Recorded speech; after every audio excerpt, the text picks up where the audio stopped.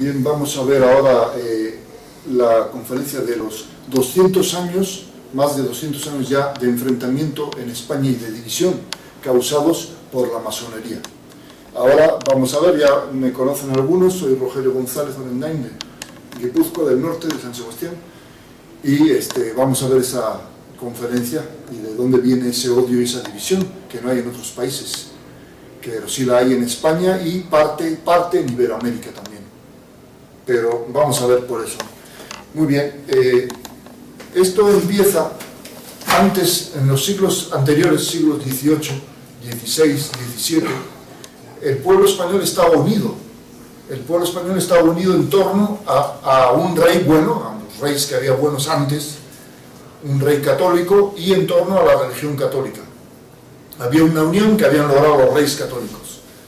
Pero ya desde los siglos XVI, esa unión molestaba a los enemigos de España. En el siglo XVI, el principal enemigo de España eran los protestantes, que habían empezado en Europa, con sus guerras y su predicación violenta, y detrás de ellos estaban siempre ya la masonería, los rosacruces, y sobre todo financiándoles los judíos de aquella época. La unión del pueblo en su catolicismo molestaba. Alguien en el siglo XVI dijo: dicen que ese pueblo, el pueblo español, es un pueblo duro de vencer, son buenos para la pelea. España ganaba en la Europa que del siglo XVI, ganaba batallas contra los países de Europa protestantes del norte, y conquistaba un continente, América, y llevaba el Evangelio. Entonces era un pueblo duro de vencer, decían en el siglo XVI, que atacándoles de frente no se podía con ellos.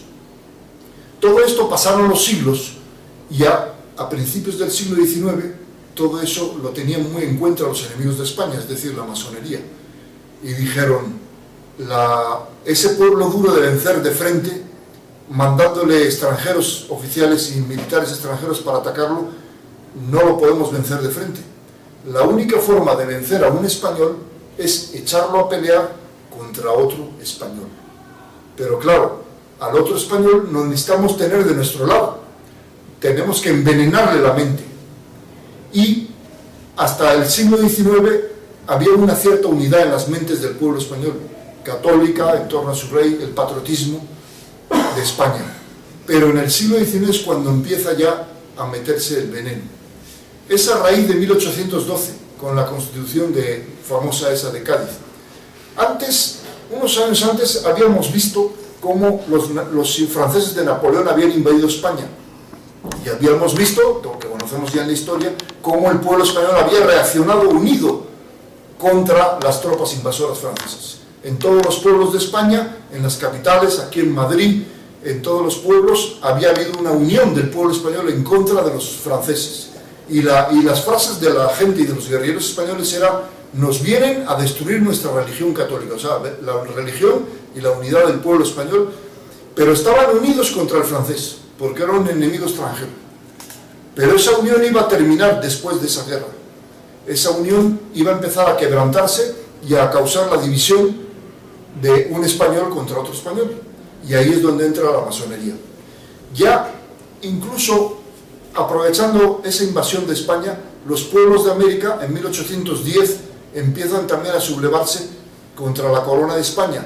Pero no eran los pueblos, principalmente eran pequeños líderes, caciques, caudillos, ya influidos por la masonería, que se levantan contra España, porque los pueblos de América también estaban unidos en torno a la religión católica y a la lengua española, e incluso eran considerados siempre españoles también, de las provincias de América. Y ahí empieza la masonería a actuar primero en Iberoamérica.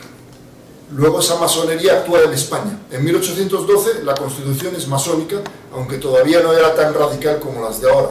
Incluso la misma constitución del 12 decía que todavía la constitución era católica. Ya antes de la del 12 había habido la constitución de Bayona, en 1808, que la había impuesto Napoleón con su hermano José, que fue rey de España, que le llamaban Pepe Botella. Había impuesto una constitución también liberal. y el pueblo español no le había hecho caso. Pero luego la de 1812 tiene ya la influencia de la masonería. Ya había una parte de legisladores masones envenenados con las ideas de la Revolución Francesa que estaban metidos ahí. Y entonces había que dividir a los españoles. Uno de los primeros golpes es anular los fueros que quedaban, en el único sitio donde quedaban eran en la zona del País Vasco. Ya en el siglo XVI los fueros de Castilla habían sido ya derogados por los reyes. Luego en el siglo XVII habían sido derogados los de Valencia y Aragón. En el siglo XVIII los de Cataluña, con la guerra aquella de sucesión. Y en el siglo XIX serían los fueros vascos los últimos que quedaban.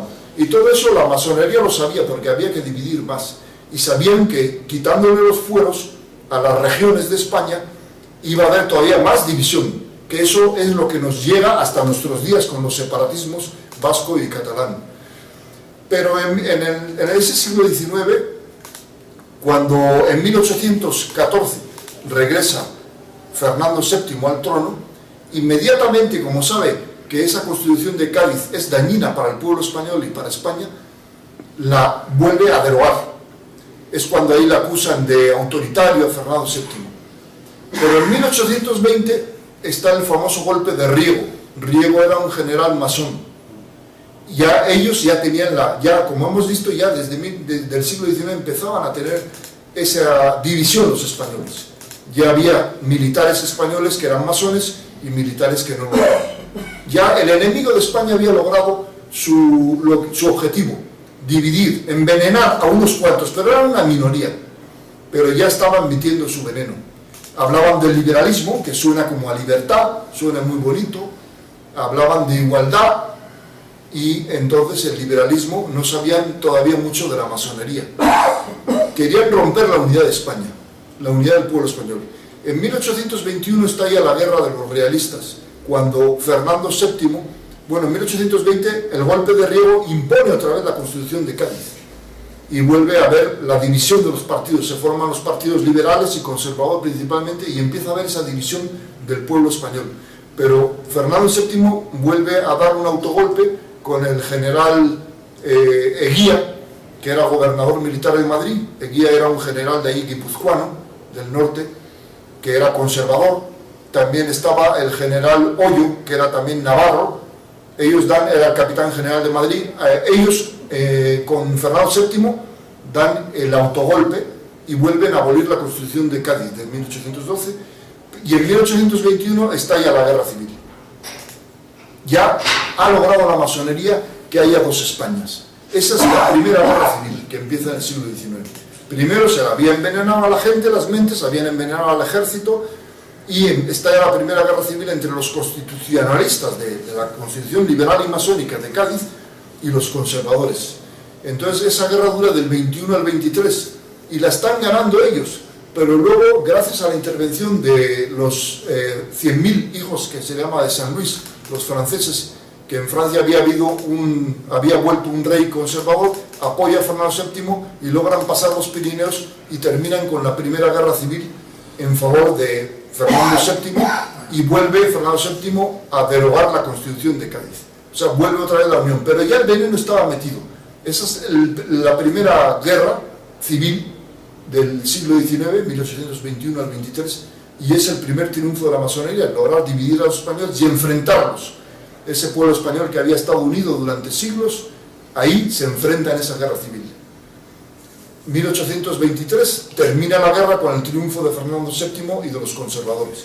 Pero ya había una subversión y empiezan a hacer propaganda subversiva contra Fernando VII desde el año 23 hasta el año 33, que muere, 1833, muere y deja un problema, que no había tenido hijos varones. Entonces había estado la ley sálica. En 1830 tenía una mujer, María Cristina de Borbón y Nápoles, que era pariente de él, y ella estaba muy influenciada por las logias masónicas, porque ella venía de ahí, de Nápoles, y estaba muy influenciada por los masones. Ella le impone a su marido, Fernando VII, de que debía de derogar la ley sálica, por la cual se prohibía a las mujeres ser reinas de España. Y Fernando VII estaba ya en ese año 30, pues ya estaba un hombre muy anciano. Podemos decir que estaba como el caudillo en los últimos años, en el 73, 74, que ya era el general todavía, pero todavía estaba ya tan anciano que muchas decisiones se las presionaban, ¿no? Bueno, pues lo mismo estaba Fernando VII. Entonces su mujer le impone la ley pragmática, por la cual queda abolida la ley sálica. Pero luego, en 1832, Fernando VII vuelve a reaccionar y vuelve a abolir la pragmática. Es decir, vuelve a estar en vigor la ley sálica, por la cual las mujeres no podían gobernar. Y en el 33, en septiembre, muere. Y su mujer, la viuda, hace una trampa, hace un documento falso en el cual decía que Fernando VII, poco antes de morir, había vuelto a imponer la pragmática en favor y había nombrado sucesora a su hija Isabel. Eso lo aprovecha la masonería para que España vuelva a enfrentarse. Como saben, en 1833 hay otra guerra civil que dura hasta el año 40 y surgen los carlistas, que eran partidarios de don Carlos, su hermano, que le correspondía el trono, don Carlos, que era el hermano, y en esa guerra civil se destroza también ya media España contra la otra. Los carlistas, que eran conservadores católicos, pelean contra los liberales, y los liberales reciben ayuda de las bancas extranjeras, principalmente de una banca francesa y principalmente de la banca inglesa. O sea, todo el factor es envenenar al pueblo español con sus ideas y el factor de la deuda, del endeudamiento, cosa que no existía. En siglos atrás, España no necesitaba endeudarse con ningún banquero extranjero, mientras que Inglaterra, Francia y todos esos países que ya eran liberales, ya se habían endeudado. Y esos banqueros, curiosamente, pues eran de apellidos y de orígenes judíos, aunque habían nacido en Inglaterra, Estados Unidos o Francia, eran los que manejaban el control del dinero. Eso vamos a tenerlo muy presente durante estos 200 años, porque hoy en día son los que detrás de los presidentes están gobernando, los grandes banqueros, que siempre son los mismos, ¿no? El caso es que después de esta guerra viene el ministro Mendizábal, que en realidad no se apellidaba Mendizábal, fue un cambio de apellido, se llamaba Juan Álvarez Méndez, y él se puso Mendizábal para disfrazar. Dicen incluso los historiadores liberales y oficiales que era de origen hebreo. Simplemente odiaba a la iglesia, es ministro de la reina regente, que era primero María Cristina y luego la reina niña, y es el primero que da el zarpazo contra la iglesia. Ellos decían, hay que destruir la unidad de los españoles, la iglesia causa unidad, entonces hay que arremeter contra la iglesia católica. Decreta varias leyes de desamortización, por las cuales conventos e iglesias pasan a ser propiedad del Estado. Y sigue habiendo protestas del pueblo español, les unía su religión, sigue habiendo protestas y hay muchos muertos, hay incendios de conventos, asesinatos de sacerdotes ya en esa época. El ministro de la reina Álvarez Mendizábal, o sea, durante el siglo XIX, luego en el año 1846 al 49 va a estallar otra guerra carlista, pero va a ser esta guerra muy pequeña, porque va a ser más bien en Cataluña y en la zona de Navarra. Ya no va a ser en toda España como fue la primera guerra carlista. Esta segunda guerra carlista es más bien una guerra de guerrillas, pero se vuelve a enfrentar al pueblo español. La masonería liberal está apoyando al gobierno y los carlistas sin recursos pelean como pueden. En Navarra se alza, el general se llamaba Alzá, se apellida Alzá, y muere en los combates luchando por don Carlos. En Cataluña hay mucha más guerra. El caso es que el español ya tiene 1, 2, 3 guerras civiles hasta 1849. Apenas ha pasado medio siglo y el español cada vez crece ya más el número de los liberales influenciados por las ideas del liberalismo masónico, que era lo que necesitaban, y había que destruir a España. Y como ya había dicho al principio del siglo XIX, ese masón de Europa dice la mejor opción para derrotar a los españoles es enfrentarlos contra otro español. Y así hasta el día de hoy. Así va pasando todo el siglo XIX y como saben, luego viene en 1868 la revolución, una revolución anarcomasónica muy radical en la que derrocan a Isabel II.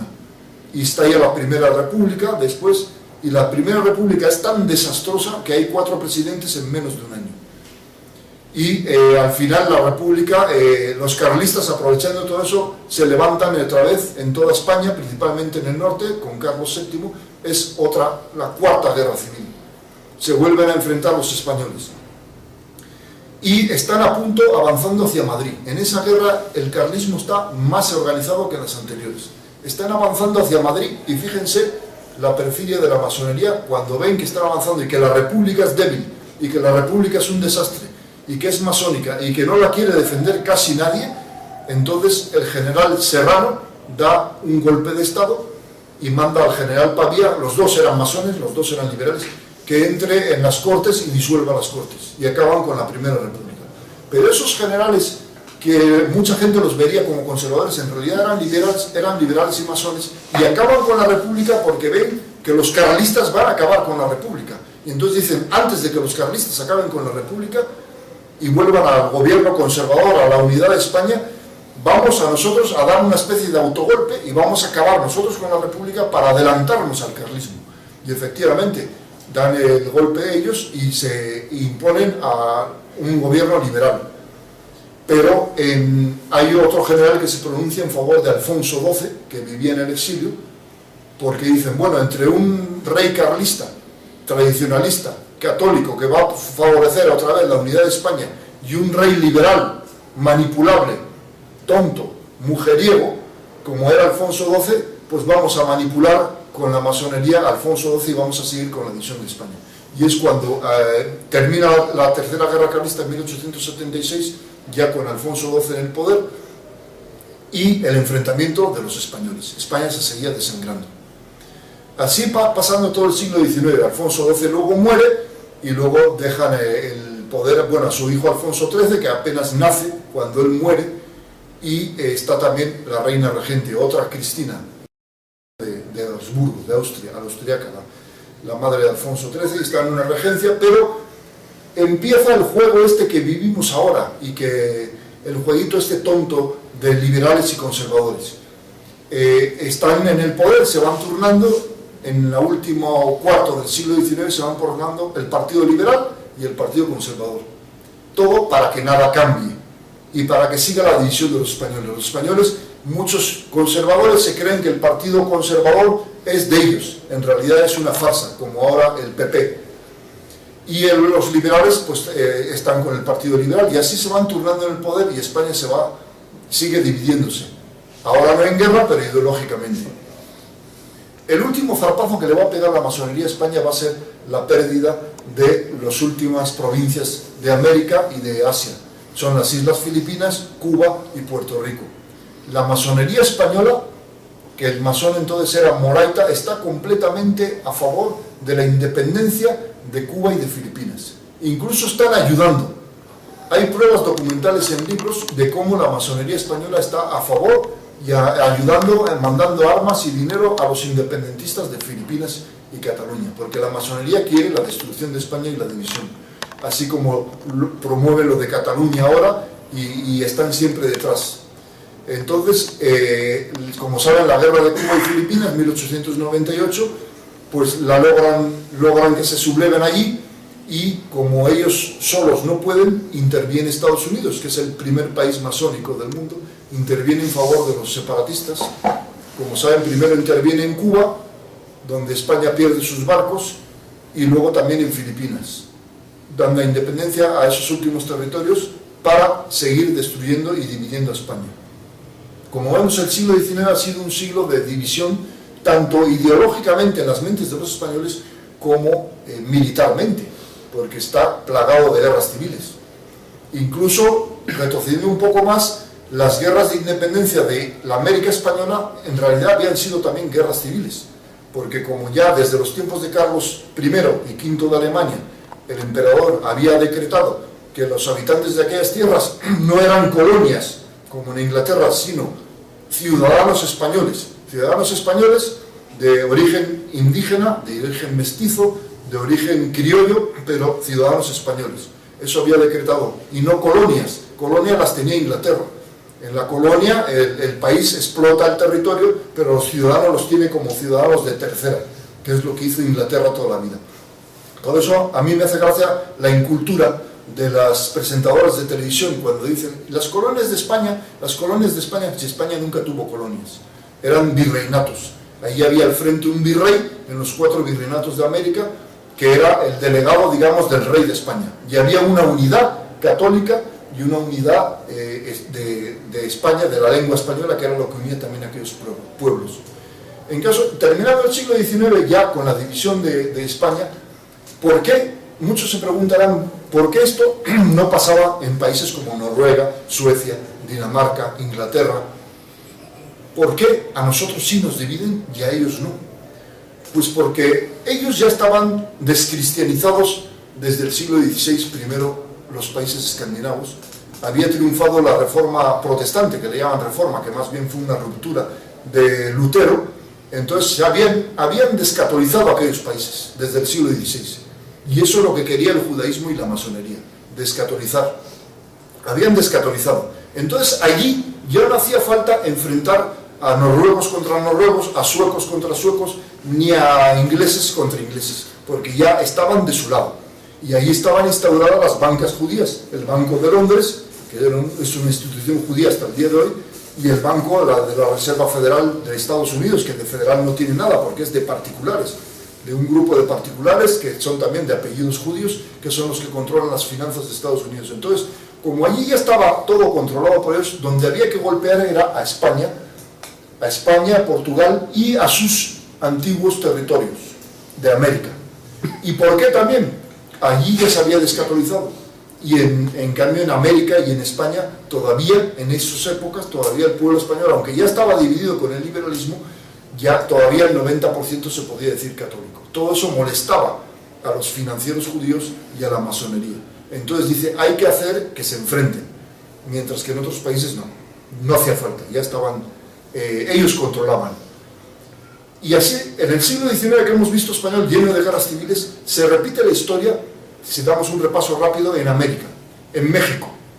En México también se le independiza de España, hay un gobernante católico, don Agustín de Iturbide, que es nombrado emperador, pero no le interesa la masonería, y es derrocado, y luego México está ahí en guerras civiles constantes todo el siglo XIX, hasta que viene también Juárez, que es el Álvarez Méndez de aquí de España, masón, que impone las leyes de reforma a sangre y fuego, y hace una división del pueblo mexicano, otra guerra civil, y más guerras civiles, y le roba a la iglesia los territorios, los conventos, incluso en México todavía hoy en día las iglesias y conventos son propiedad federal, quiere decir que son propiedad del gobierno, que si el gobierno le da la gana mañana de ir a la Catedral de México y le decirle al cura, ¿sabe qué? Salen para afuera, o al obispo. ¿Por qué? Porque esto es propiedad federal y lo vamos a ocupar. O sea, como quien dice ahora, el gobierno le está prestando a la iglesia muchas de las iglesias que eran suyas, otras no, otras se fueron convertidas en museos, en cuarteles y en otras casas de gobierno, de los gobiernos de los estados de la República Mexicana, en ayuntamientos. Pasas por muchas ciudades de México y dices, uy, esto tiene pinta de iglesia, pues ya no es una iglesia, es el ayuntamiento, porque fue robado desde los tiempos de Benito Juárez. Y así hay también una división en México entre liberales y conservadores. Llega a terminar esa división con el general Porfirio Díaz. Después de la muerte de Juárez, Díaz toma el poder, un poco por la fuerza, e establece una dictadura militar. Ojo, pero es una dictadura militar liberal, que respeta la constitución liberal y masónica de Juárez. No es un régimen militar como el de Franco, que era un régimen católico y nacionalista, pero aún así logra una unidad en los mexicanos, el general Díaz. Todo eso va a acabar con la Revolución Mexicana de 1910, porque a la masonería internacional, y menos a Estados Unidos, no le interesaba esa unidad del pueblo mexicano, y estalla la Revolución del año 10, y vuelven a enfrentarse los mexicanos unos contra otros, como en una guerra civil que dura desde 1910 hasta 1926, 30, hasta el año 30 todavía había guerra entre liberales y conservadores en México. Como vemos, ¿por qué también atacan a México? Y así pasa en Centroamérica. Centroamérica se independiza luego de México, primero de México más bien, porque era parte del virreinato de la Nueva España, y no solamente contentos, sino que lo dividen en 6 países pequeñitos: Guatemala, El Salvador, Honduras, Nicaragua, Costa Rica y más tarde Panamá. Y la misma historia, guerras civiles constantes durante el siglo XIX entre liberales y conservadores, presidentes traidores masones como Juan Álvarez, como Juárez en México, que roban los bienes de la iglesia, y no solamente eso, roban las tierras comunales de los indios. Las tierras comunales de los indios venían de muy atrás. España, cuando conquistó aquellas tierras de América, escrituró las tierras. Los virreyes dijo, esas tierras son de ellos, no se puede meter ahí ningún español. Y les dio escrituras que todavía existen. Están ahí en los archivos y museos de México, esas escrituras. Y durante el periodo español, el indígena vivía bien, porque tenía sus tierras comunales, sembraban sus patatas, su arroz, su tomate, y lo traían a vender a los mercados. Es después, cuando llegan los liberales, Juárez en México, Rufino Barrios en Guatemala, Próspero Fernández en Costa Rica, y así muchos de estos al servicio de la masonería, que le roban esas tierras, por decreto. Dicen, se acabó, esas tierras comunales ya no van a existir. Y ahí empieza la pobreza del indio, porque los marxistas, tanto de aquí como de allá, creen y hacen creer la falsa leyenda, la mentira, de que la pobreza del indio viene de la conquista española, que eso es una mentira. Y ellos dicen los 500 años, 300 de ocupación española y 200 de la independencia. En realidad la pobreza del indio viene del siglo XIX y la causaron los gobernantes liberales, el liberalismo y la masonería. Y si repasamos todos los países, Argentina, Perú, Colombia, Ecuador, siempre aparece un Juárez o un Álvarez Méndez. En todos esos países del siglo XIX hay un presidente masón muy fiel a los Estados Unidos, muy fiel a la banca judía, que se encarga de destruir las tierras de los indios y de causar división y guerras civiles en sus países. Era el objetivo de la masonería. Volvemos, ¿por qué? Pues porque esos países, lo mismo que España, eran de mayorías católicas. Habían heredado eso de España y causaba una unidad. El ser católico en su mayoría causaba una unidad. Y el hablar el castellano causaba otra unidad. Entonces había que destruir todas esas unidades. Incluso hoy los gobiernos liberales y marxistoides de América promueven que se vuelvan a hablar las lenguas indígenas. Y no tanto como aquí, digamos, el vascuence o el catalán, pero sí se gastan dinero para que la gente se pervivan las lenguas indígenas para causar división también, porque eso es, en México, cuando llegaron los españoles, había más de 70 lenguas indígenas, o sea, tribus indígenas. Cuando llegó España y conquistó México, pues se habló el castellano. Y después en la independencia, pues casi todo el mundo hablaba el castellano, menos unos poquitos ahí en el monte, en los cerros, en las selvas, que eran indígenas puros y hablaban los idiomas indígenas.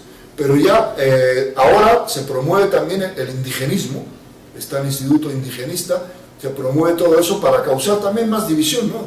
De que, bueno, ahora aquí hablemos unos que quieren hablar este idioma indígena y el otro el castellano, y así es la cosa. Como ahora aquí el vascuence o el catalán no lo hacen por amor a la cultura, porque digo, yo diría, bueno, está bien por cultura que se sigan sobreviviendo las lenguas antiguas indígenas o el vascuence o el catalán, pero no lo hacen por eso.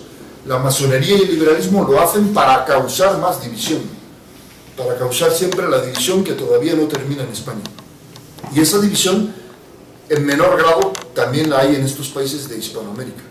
También pasó lo mismo en Argentina. Bartolomé de Mitre, Sarmiento fueron los liberales masones que persiguieron a la iglesia, que causaron guerras civiles. Vemos toda la América española se divide en pedazos. Y qué curioso, ¿no? En los países escandinavos, en Inglaterra, no hay guerras civiles. Incluso encontré el dato que Noruega en 1904 y en 1810 era un país pobrísimo, más pobre que España, más pobre, y sin embargo ahí no había ninguna revolución. Ahí sí que tenían caldo de cultivo para hacer una revolución. Los masones diciendo, aprovechando que hay tanta pobreza, vamos a hacer una revolución en Noruega. Sin embargo no la hicieron.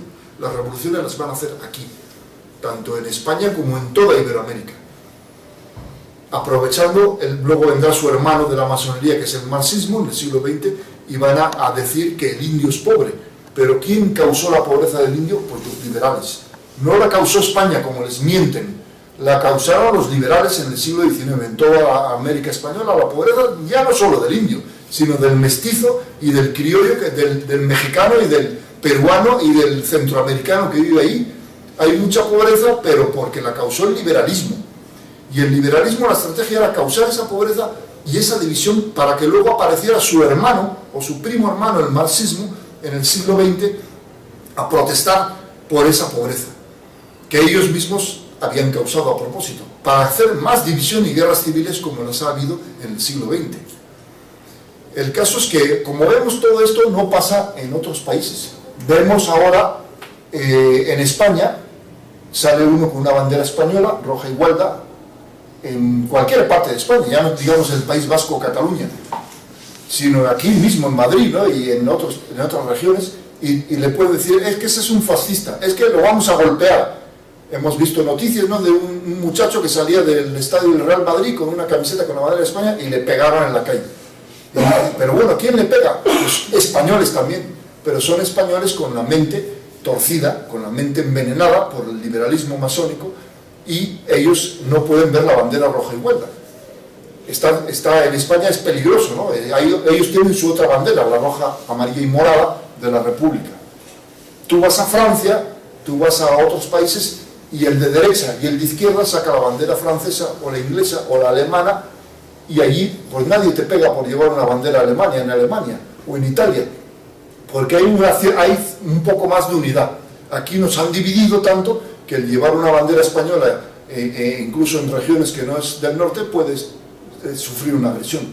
O sea, esa división que han hecho del español, principalmente del español, también de la América hispana.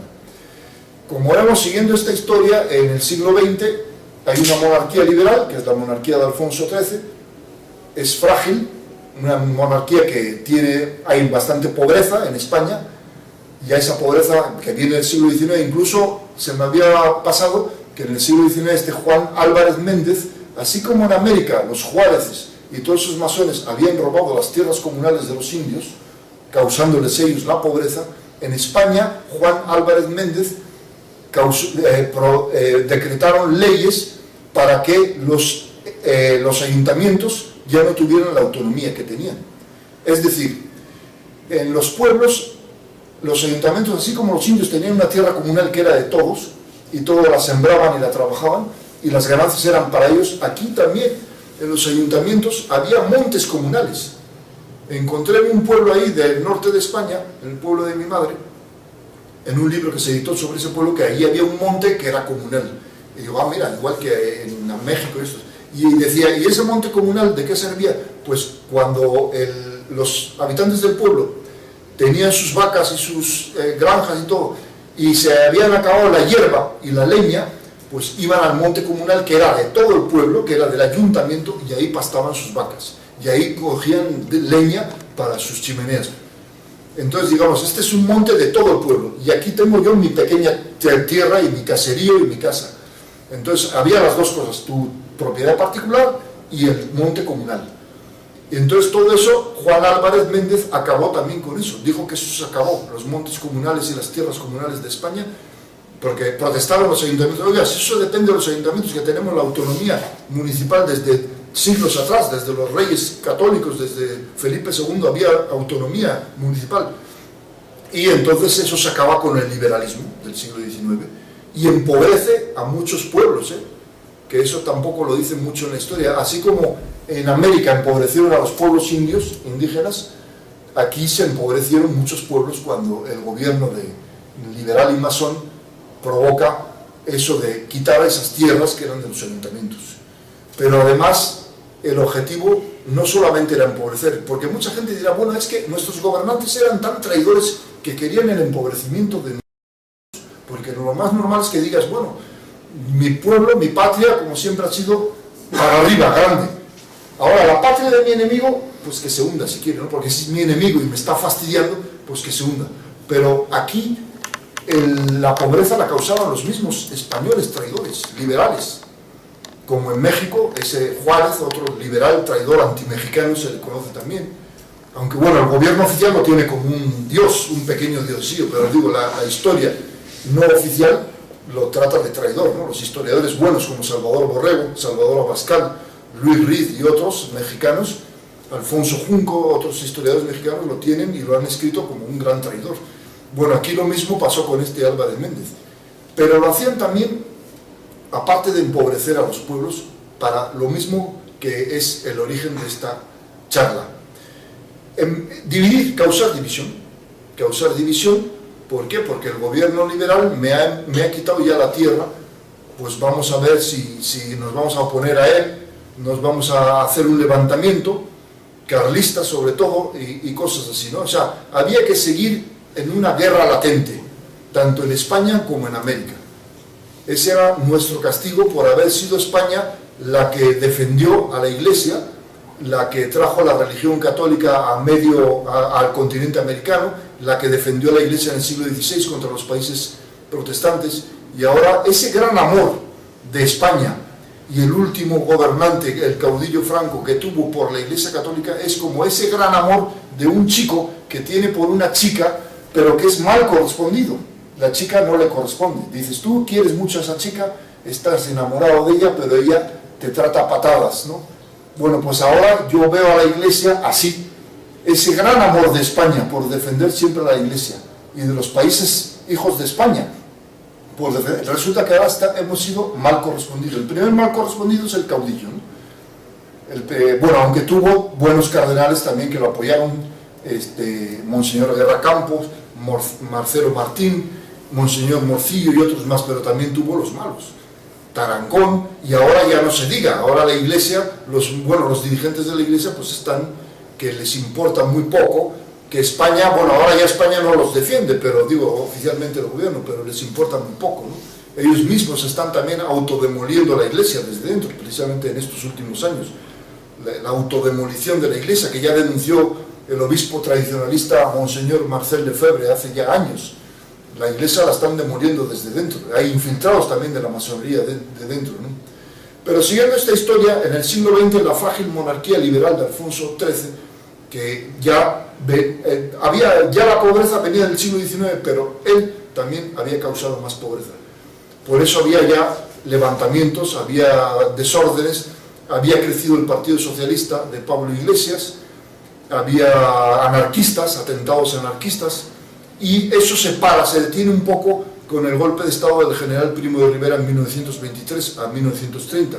Se detiene un poco, el general trata de parar un poco la división de España, esa división que ya venía acelerándose desde el siglo XIX y principios del siglo XX.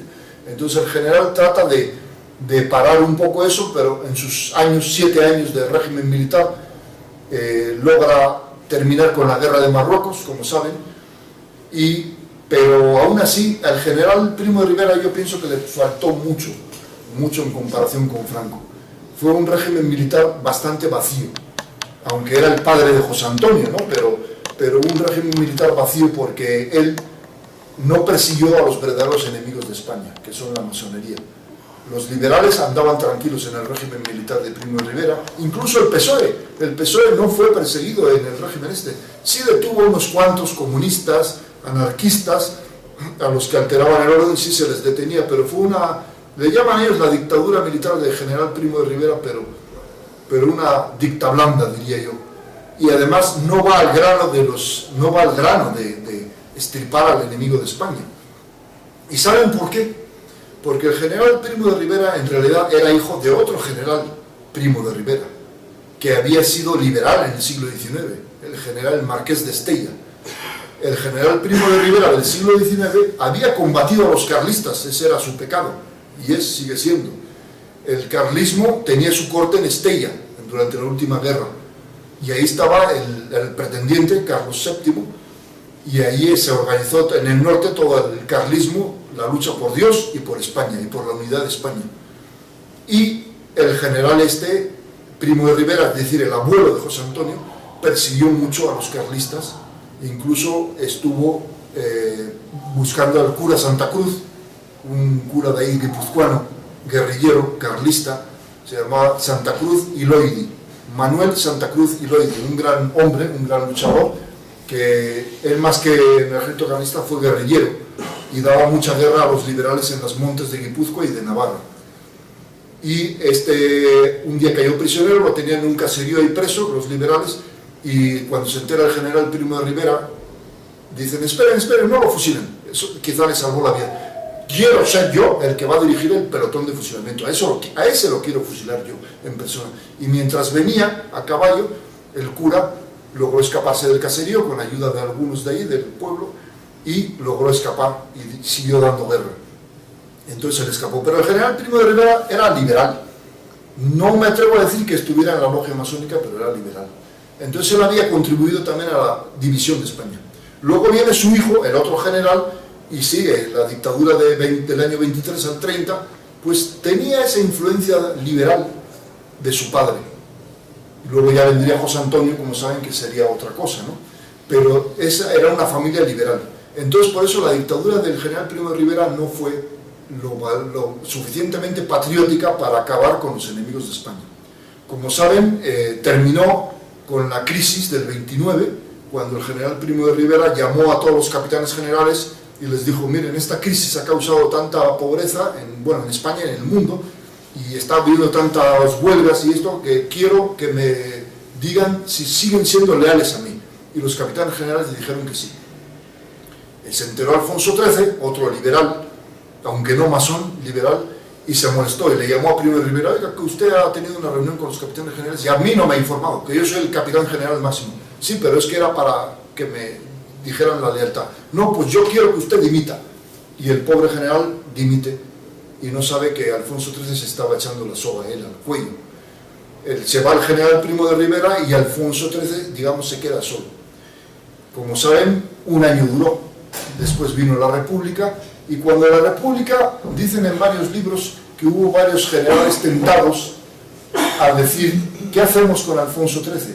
Lo defendemos, porque si sacamos tropas a la calle, esta República que vino sin sentido, porque fue unas elecciones municipales el 12 de abril, y en esas elecciones municipales ganó la derecha, no crean, como que los concejales que salieron en toda España hubo más de derecha que de izquierda, pero en las ciudades importantes como Madrid, Barcelona, Valencia, Bilbao, Sevilla, ganaron los concejales de izquierda, y entonces envalentonados con eso salieron a la calle el 14 de abril y empezaron a proclamar la República.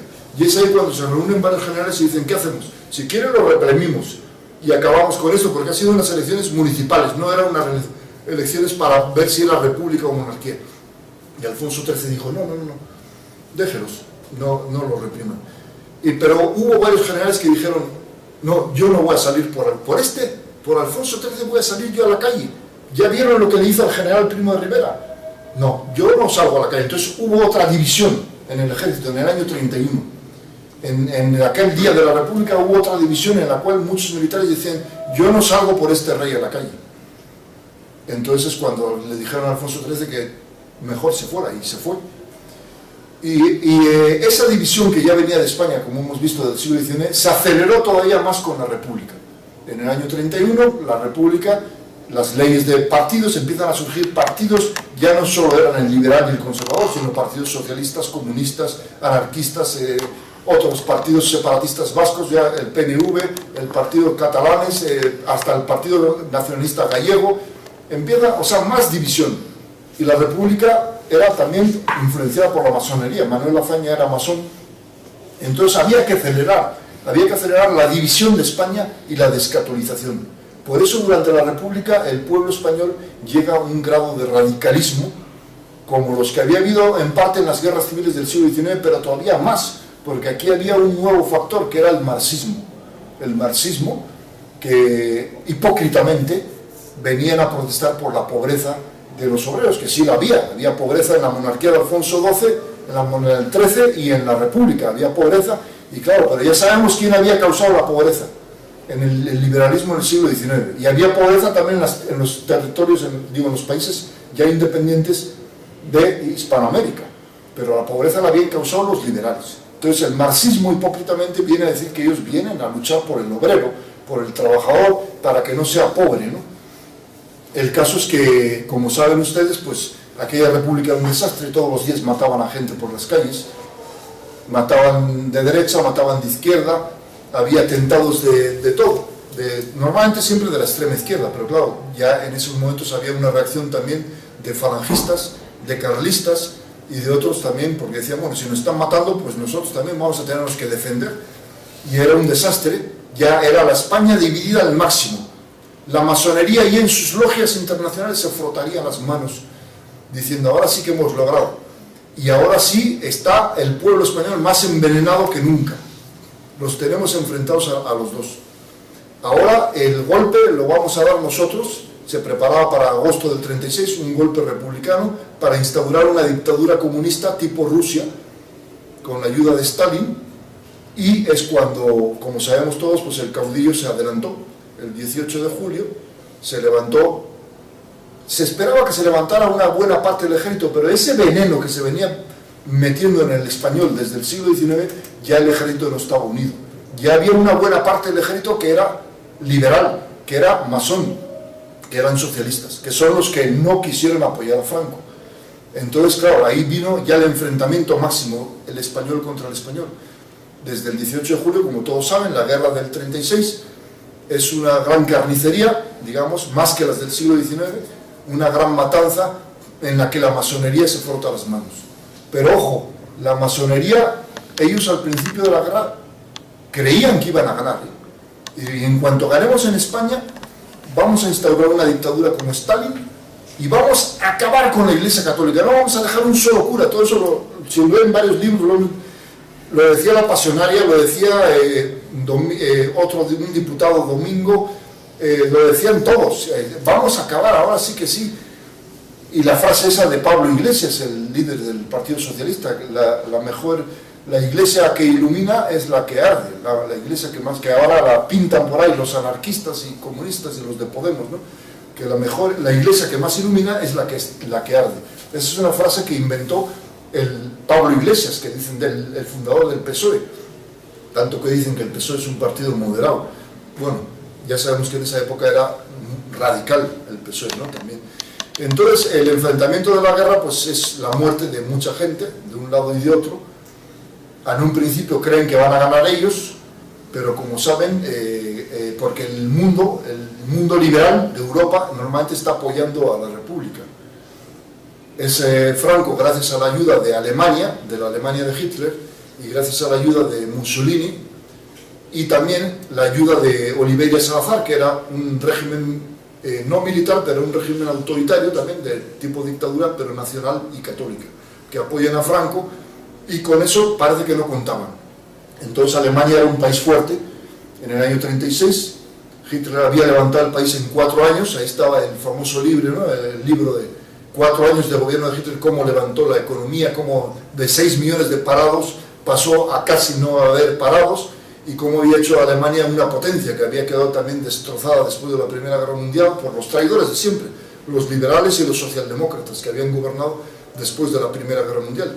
Entonces esa potencia que no contaban estos ayuda a Franco con mucho armamento, con la aviación, con la división, la Legión Cóndor, como saben, y se gana la guerra que no contaban ellos. Entonces ahí les sale mal la jugada.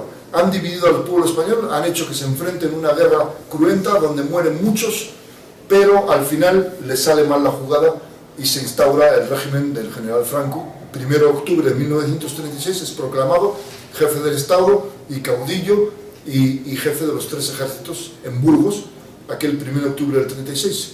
Y entonces el general Franco va a tratar de volver a resurgir el patriotismo, el nacionalismo español, el patriotismo, gracias a su régimen férreo.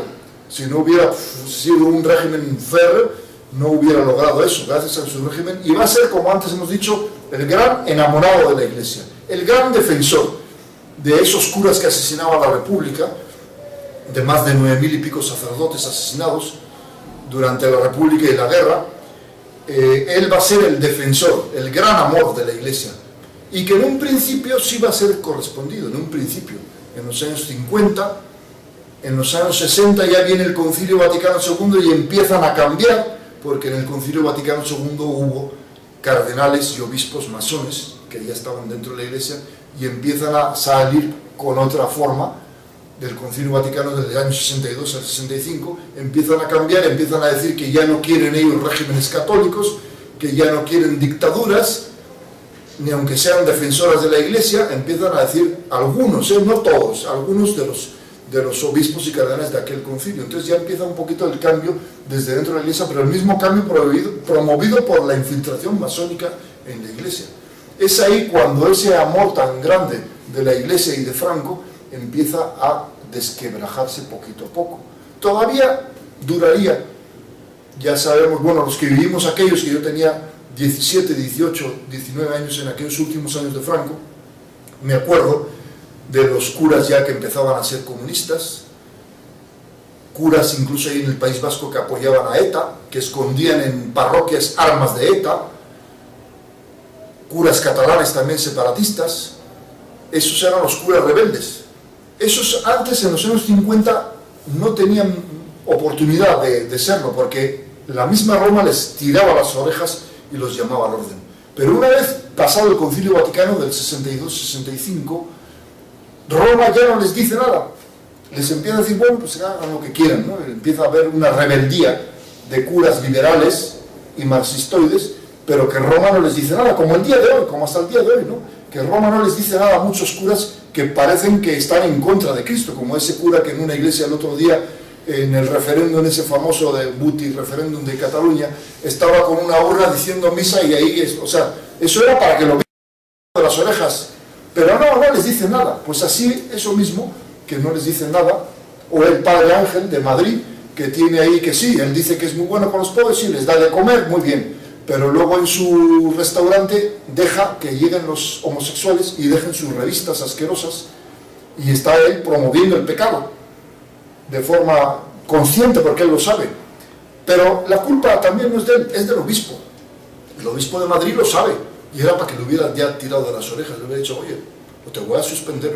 Pero no les dicen nada. A raíz del Concilio Vaticano II les dejan hacer lo que les da la gana, y es cuando empieza todo eso. En América va a pasar lo mismo, y van a surgir las guerrillas de Centroamérica, comunistas, sobre todo de Sudamérica e incluso en México, en la que muchos curas van a colaborar con los guerrilleros. Cuando están ahí las encíclicas de los papas Pío XI, Divinis Redentoris, condena el comunismo como intrínsecamente perverso. La de Pío XII en 1949, en la cual prohíbe totalmente a cualquier católico del mundo colaborar, apoyar o votar por partidos marxistas comunistas. Y la última, de Juan Pablo II, en 1986, Dominus et Vivificantur, en la cual califica al marxismo como un pecado contra el Espíritu Santo. Es la más grave que se le ha dado al marxismo. Pero ya muchos curas pues no hacen caso, o no es que sean curas de verdad, son infiltrados también. Por eso en América van a ensangrentar, van a seguir dividiendo también el pueblo salvadoreño, el guatemalteco, pelean contra ellos, hay muchos muertos en Centroamérica, en México hay, pero menos, en Argentina, en Chile, en Perú, unas guerrillas marxistas declaradamente abiertas que dividen a los pueblos de ahí, y muchos curas colaboran con ellas. ¿Por qué? Porque el Concilio Vaticano II total ya no les dicen nada. Oiga, pero si está condenado al marxismo, ¿qué hace usted colaborando con ellos? Les da igual. Los jerarcas de Roma lo saben, pero se quedan callados, era para que les dijeran. El caso es que la división en España se detiene con el general Franco. Él logra otra vez la unidad de España y logra que en Vascongada sobre todo y Cataluña vuelvan a incluso a ser, ahí la gente lo quería, yo lo viví de niño y de adolescente, yo veía cómo llegaba Franco en verano y se paseaba por la calle de la parte vieja y la gente con banderitas españolas, y iba a la misa de la parroquia de Santa María, y ahí estaba tan tranquilo. Claro, había cuatro locos de siempre, separatistas y estos, y la ETA que empezaba, pero había una cierta unidad. Yo veía que sacaban, como hemos visto ahora, banderas en los balcones de San Sebastián, banderas españolas, cosa que ahora ya no se ve ninguna. Aquí todavía hemos visto en estos días, ¿no? En Madrid, en Burgos, en muchas ciudades hemos visto que la gente con la bandera española en el balcón. Eso lo veía yo en San Sebastián cuando venía Franco, y otros amigos míos de Bilbao también.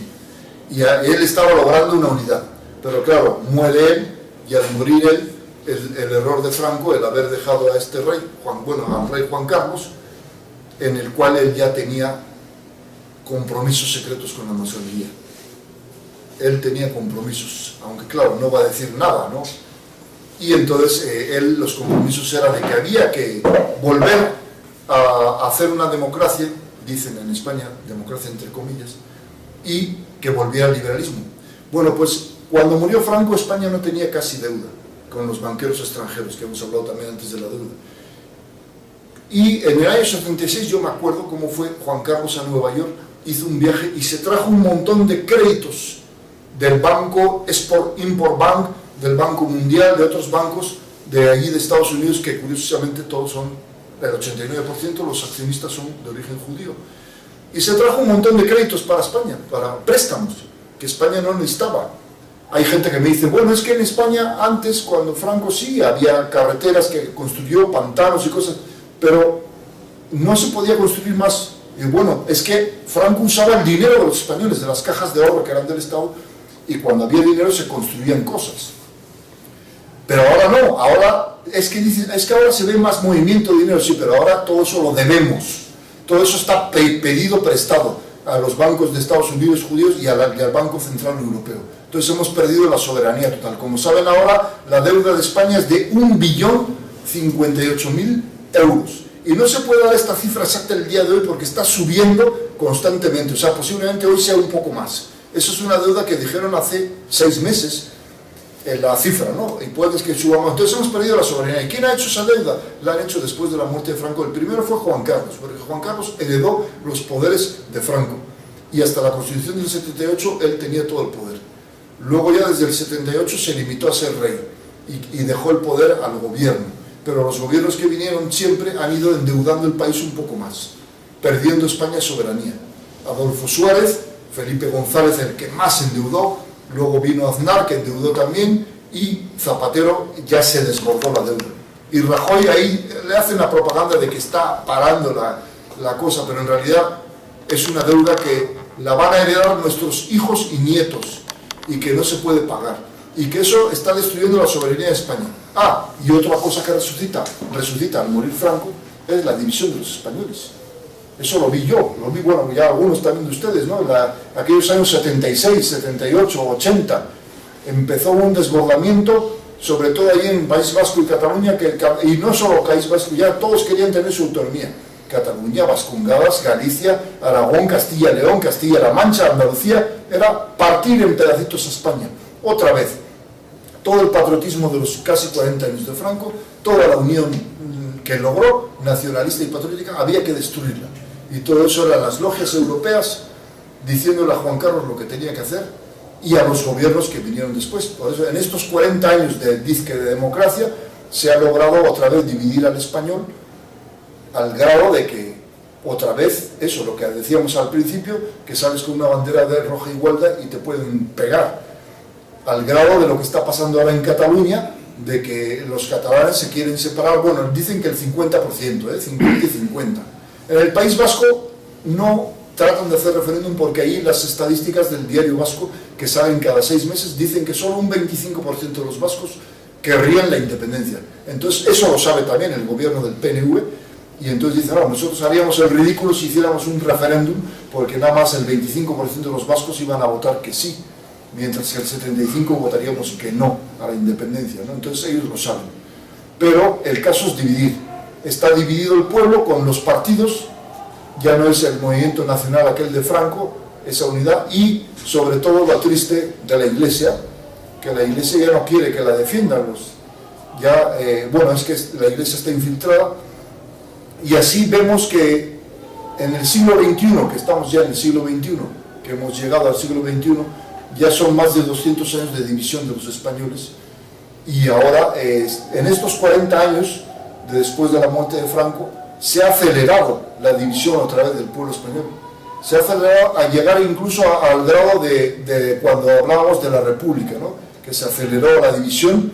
Ahora otra vez, en este año 2017, la división yo creo que es al grado de la República también. Ese odio de que vas allí y que un catalán separatista puede decir contra España, que odia a España, que odia a los españoles, toda esa cosa, ¿no?, de odio que está resurgiendo, que todo eso, ¿no? Cuando Franco iba a Cataluña le aplaudía a todo el mundo, cuando iba al País Vasco le aplaudía a todo el mundo. Bueno, ya hemos dicho que había siempre 4 gatos de tontos de siempre, pero se le veía que le aplaudía, yo lo vi, y lo aplaudía a todo el mundo. En cambio ahora hay una división entre catalanes y el resto de España, una minoría de separatistas vascos y el resto de España, y una cosa de que se creen hasta más, ellos se creen más que el resto de España, los separatistas catalanes y los separatistas vascos se creen, no, el otro día yo oí hablar ahí una separatista vasca que dijo ahí, es que aquí vienen al País Vasco, como llaman ellos Euskadi, una palabra inventada por Sabino Arana, que no tiene historia, porque en realidad se diría, en vasco sería Euskal Herria, sí sería correcto, pero no Euskadi. Vienen los de fuera a comer gratis y aquí a que les demos ayudas y cosas así, ¿no? Pero yo le había dicho, sí, claro, los que vienen de fuera principalmente son los extranjeros, los que estáis vosotros, los que sois separatistas, el PNV y el Bildu y el PSOE, están promoviendo que sigan viniendo pues marroquíes principalmente y africanos de la África negra allí, porque les dan una pensión de 633 euros. Lo único que les piden es tener un padrón de antigüedad de 3 años, nada más. ¿No les piden nacionalidad española? Pues no, señor, no les piden nacionalidad española. O sea que pueden estar ilegales y cobrando, pues pueden estar ilegales. El otro día yo hablaba en internet con una catalana diciendo, no, aquí en Cataluña no, tienes que estar legal o haber trabajado. Digo, pues no, pues en el País Vasco no hace falta que estés legal. Viene un marroquí, se empadrona, que los empadrona, porque empadrona a todo el mundo, ya los ayuntamientos se empadronan, aunque estés ilegal te empadronan. Y ya con 3 años de padrón, lo único que te pide el gobierno vasco es que tengas un domicilio fijo. Tu padrón y domicilio fijo. Ya sea en un cuarto que alquiles, que te dé un recibo. Es lo único que te pide para que te dé la ayuda de 633 euros al mes. O sea, pues cómo no, claro, llaman por teléfono a África, oye, Abdalá, oye, Hassan, oye, vente para aquí que estos son idiotas. Vente, cruza el mar, salta la valla, que ya ves que una vez que has saltado la valla, caminas 3 metros y ya no te pueden echar. Esa tontería, ¿no? De las fronteras, de que solamente en la valla los pueden echar, pero ya si han pisado 3 metros, ya llegan ahí al centro y ya tienen que tenerlos y investigarlos y por qué vienes y tal y cual. Y ya luego, si vienes al norte, vete principalmente al País Vasco porque ahí te dan ayudas. Entonces, esa separatista, bueno, se veía una ignorante, una tonta ignorante que, digo, sí, ella estaba quejándose de la inmigración de castellanos o de andaluces o de extremeños en el País Vasco, pero en realidad no se quejaba de la inmigración, la peor emigración, la que viene de África, que además vienen luego y ya se han abierto mezquitas allí cerca, en Rentería, en Bilbao, en Baracaldo.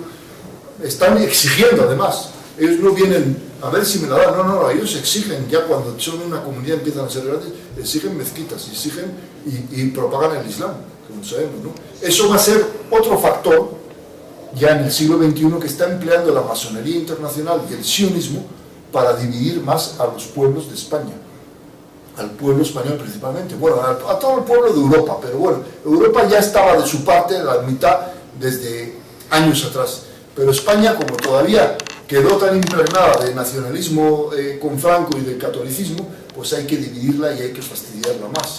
Entonces, ¿cómo se divide a un pueblo religioso? Pues trayendo otra religión que no es la católica, que es el Islam, y que viene además pisando fuerte, y que es la que parece que si no cambia esto, en 80 años, esta sociedad que conocemos hoy, nosotros, yo igual no lo veré, ni los mayores, igual ustedes lo alcanzarán a ver, esta sociedad ya no existirá, será una sociedad islámica, como en Francia, está pasando en Francia. Me dicen una persona que vino el otro día de Francia, que dice que en Francia ya el Islam está casi a la misma altura que el catolicismo, porque dice, Francia ya se divide en 3, los franceses de allí, originarios, autóctonos, que se han hecho liberales, masones, laicos, que no quieren saber nada con la Iglesia Católica. Luego, otro grupo de franceses que siguen siendo católicos, y otro grupo de franceses incluso, y extranjeros, que son musulmanes. Entonces, si haces el porcentaje de los 3, están empatados. Los ateos y laicos franceses, los católicos franceses y el Islam francés. Los 3 están empatados. Pero en unos años, como el católico solo tiene 2 hijos, y el Islam tiene 4 o 5 y tiene varias mujeres porque su religión se lo permite, pues entonces serán mayoría. Ese es el nuevo objetivo de la masonería, dividir por medio de la religión islámica, y eso lo están haciendo ahora en España. Como nos metieron en el siglo XIX el liberalismo, el marxismo, en el siglo XX, las guerras civiles, ahora parece que ya ellos no quieren guerra. Dice, bueno, y ahora, ¿para qué vamos a dividir con guerras? Vamos a dividirlos con el Islam.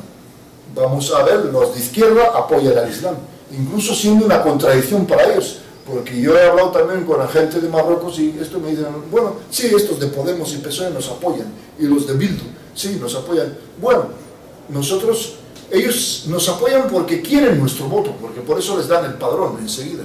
Pero a mí me dijeron, vale, a mí no me interesa ningún partido, ni PP, ni PSOE, ni Partido Vasco, ni catalán. Nosotros vamos a seguir aquí creciendo. Y el día que seamos mayoría fundaremos un partido islámico. Y ese día tendremos diputados y tendremos el gobierno vasco y el gobierno catalán y el gobierno de Castilla o León o lo que sea. Entonces ese día sí seremos mayoría.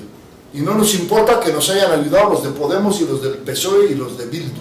Les da igual a ellos, porque no son agradecidos. Ellos quieren su partido islámico. Y eso está promovido, se ve bien claro, por las logias europeas y las logias internacionales, el dividir por medio de eso.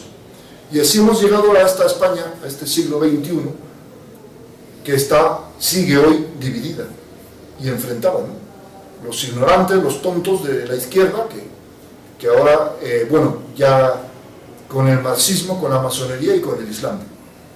Y los que todavía creemos en España, en la unidad nacional, pues que estamos tratando de defender. Pero claro, ellos son más poderosos, tienen más recursos económicos porque tienen todo el apoyo de ese famoso conspirador judío húngaro, George Soros, ese maldito, ¿no? Que en Hungría, por lo menos en Hungría, tienen un gobierno decente, de Viktor Orbán, en el cual le están prohibiendo la entrada y han dicho que si entra ahí lo van a procesar porque está comprobado que es un completo millonario judío conspirador, de los malos. Bueno, hay muchos, ¿no? Pero ese es el que más se ha señalado. Y él está detrás de toda esta cosa también. Y se está aplicando el plan Kalergi, como saben, el plan Kalergi que salió del año 23, el conde Richard, creo, Couvenard. Ese. Húngaro mestizo. También, judío también, creo. Sí. Y él dijo que había que traer gente de otros países, bueno, otros continentes, para, pues, también dividir Europa. Y lo están logrando. Mestizarla. Sí, sí, o sea, casi con 80 años después lo están logrando. Un pueblo con una identidad étnica y cultural es muy difícil de controlar, porque tiene unas características que le realzan. Claro. Alemania, España. Sí. Entonces, claro, ¿y cuál es la mejor manera de controlar eso? A mestizarlo. Sí. Un pueblo mestizo ya no tiene una identidad que defender. Al no tener una identidad que defender, mandamos nosotros. Sí, o dividirlo, le quiebras el patriotismo nacional y le quiebras su religión. Y han logrado que en España, en esta España, la mitad de los españoles ya no sean, yo creo, católicos. Todos somos diferentes y distintos, ya no nos ponemos de acuerdo. Claro. Entonces, claro, arriba lo vuelto, si nosotros controlamos las finanzas y el poder económico, nos manejaremos como queramos. Exactamente. Sí, sí, sí. Y pues creo que si ya estamos dando final a esta charla, ¿verdad? Sí, como nada más para terminar, les digo que en América la división ha estado el siglo XX con las guerrillas marxistas, han empobrecido, han matado, que fue lo de Colombia, que mucha gente no quería, dio el voto no, o sea, cuando les interesa hay democracia, pero votó el pueblo colombiano no al diálogo con la guerrilla, pero luego el gobierno hizo lo que le dio la gana y fue sí. Y le han dado a esa guerrilla de las FARC una amnistía total, que todos sus crímenes, que son miles y miles, han quedado perdonados. Les van a dar ahora 10 diputados y 4 senadores mientras llegan las elecciones. O sea, sin que la gente los haya votado, les van a dar de regalo 10 diputados y 4 senadores. Entonces, ese es un pueblo colombiano que está dividido, que ha sufrido mucho, muchísimos muertos, se ha destruido el país, que eso es lo que quieren las logias internacionales y los banqueros. Tú destruye tu país echando a pelear a un español contra otro español, un colombiano contra otro, a un argentino contra otro, porque luego llegaré yo con lo que llaman ellos la palabrita esa famosa, que para que la gente lo entienda, el rescate. El rescate, ¿qué es un rescate económico? Pues es más deuda. Yo te presto para que pagues lo anterior, pero ahora me sigues debiendo pues lo que te he prestado, más los intereses de lo anterior y los intereses de ahora.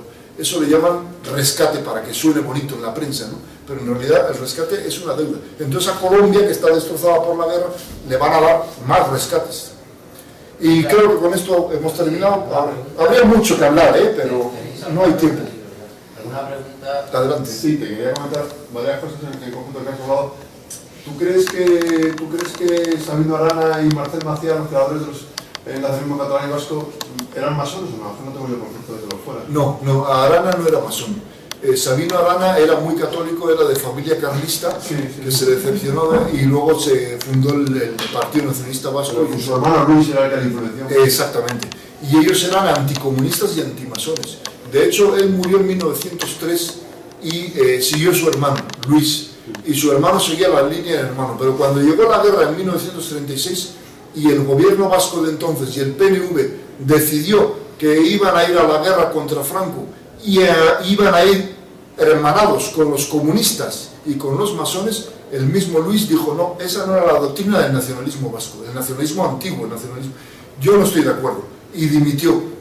Y estos se casaron, como quien dice, se juntaron, se rejuntaron con los comunistas, con los anarquistas, y allí hicieron matanzas en Bilbao, en el barco Cabo Quilates, mataron la noche del 4 de enero del 37, sacaron un montón de gente, más de 200, entre ellos 34 sacerdotes, que eso la culpa fue del gobierno vasco, porque el PNV dice que ellos que son los que menos mataban en la guerra, se ponen como los más moderados, pero efectivamente sí, sí, Sabino era diferente. ¿Alguien alguna pregunta? Así nos puede resumir en plan genérico el fundamento intrínseco, lo que es el interés real, pero en todas líneas, de la masonería, la decisión, de la tradición religiosa, sí, claro. Lo que es de la disertación que ha hecho un resumen.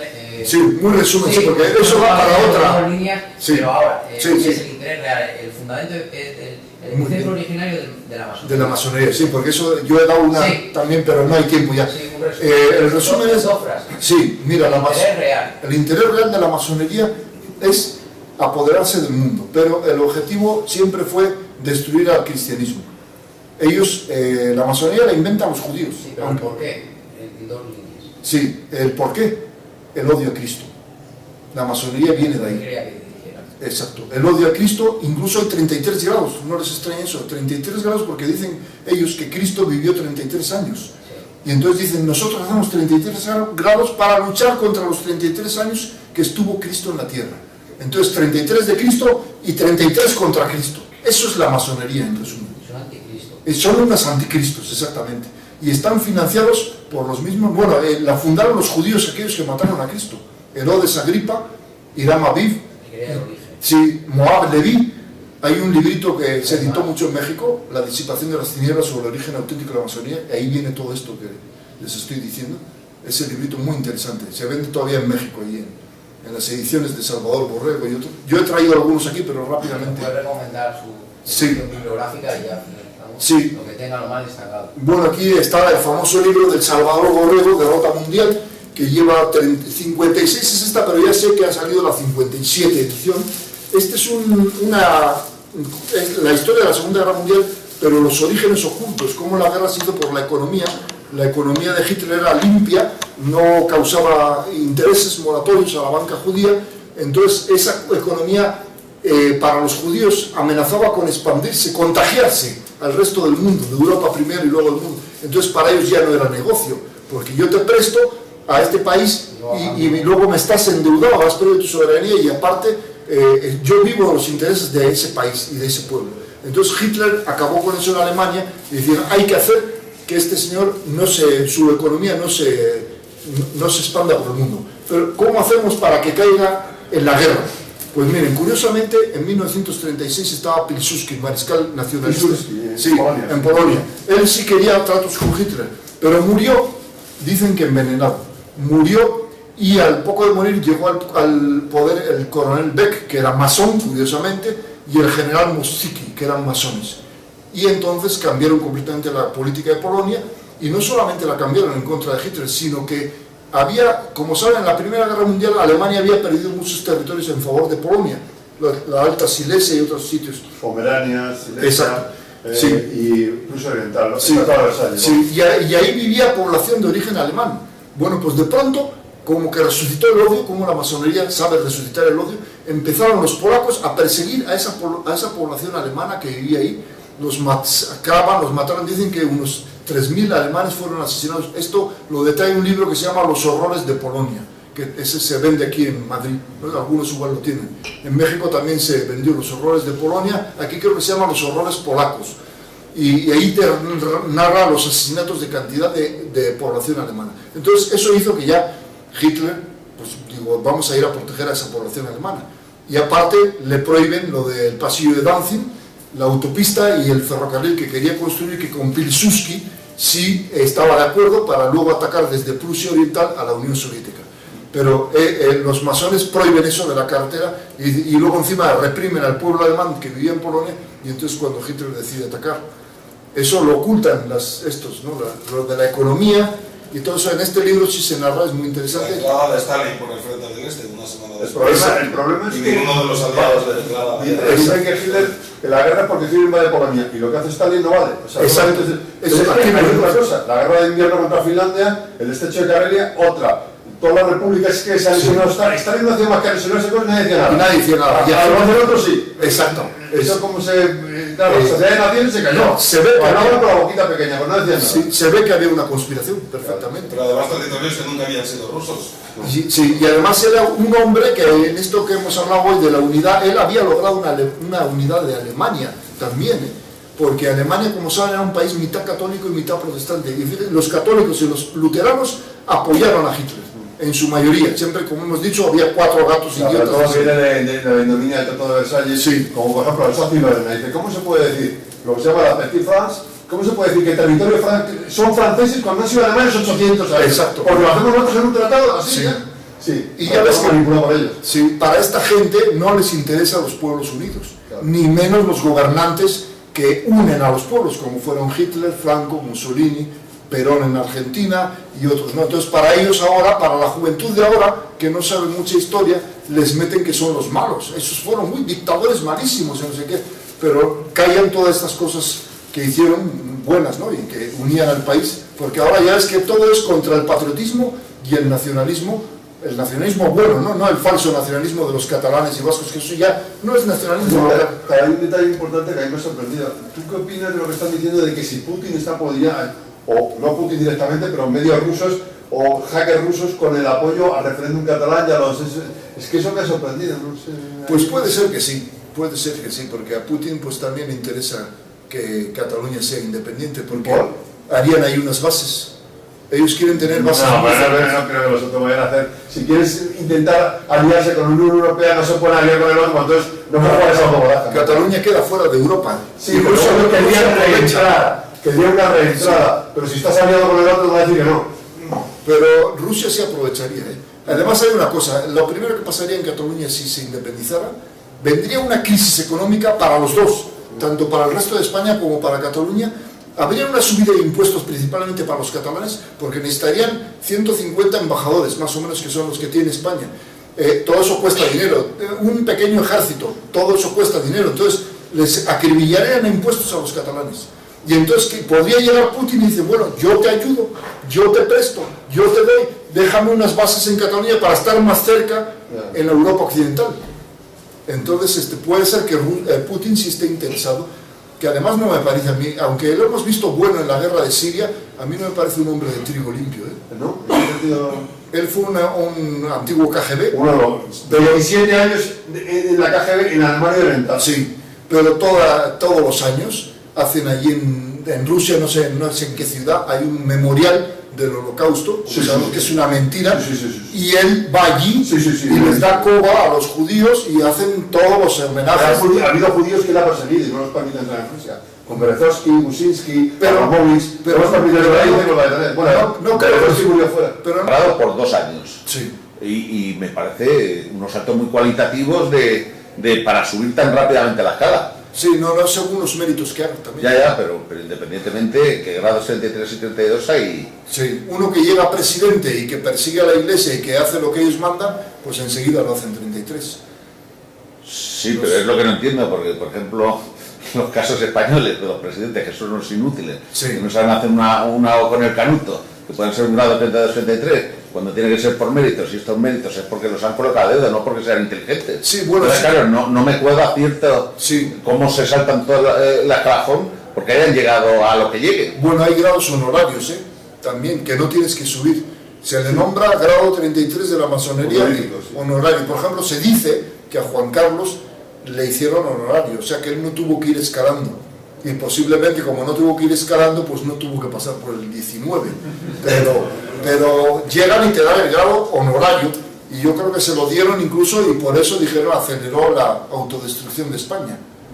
Eso ya es motivo para... Yo no sé si he visto una vez en el programa este de Iker Jiménez que sale este tío que es historiador, que es muy bueno. Vicente, Enrique de Vicente. No, Enrique de Vicente no, el otro. Uno que es... que tiene como... O Santiago Camacho. No, el otro que hay, sí, que es muy historiador, y hablaba de la muerte del hermano de Franco, que era masón, que salió de la masonería, que estuvo en el partido de Azaña y que era republicana, y que dijo que él estaba haciendo un artículo sobre la tontería que era el grado 33 de la masonería. Él se estaba haciendo un artículo que iba a publicar y dice que manipularon el hidroavión que salió en Mallorca y se mató con él porque dijeron no vamos a permitir que publiques eso, ridiculizando a nuestros hermanos a los que has pertenecido.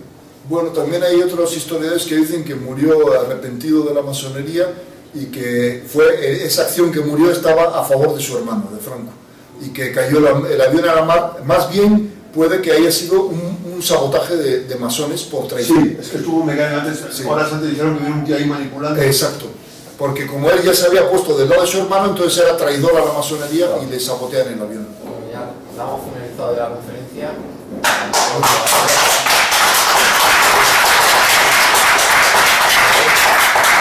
Estamos a nivel privado, pues hacen las preguntas que quieran. Sí, claro. La extensión sí, se va un poco. Sí, pues ya se nos está...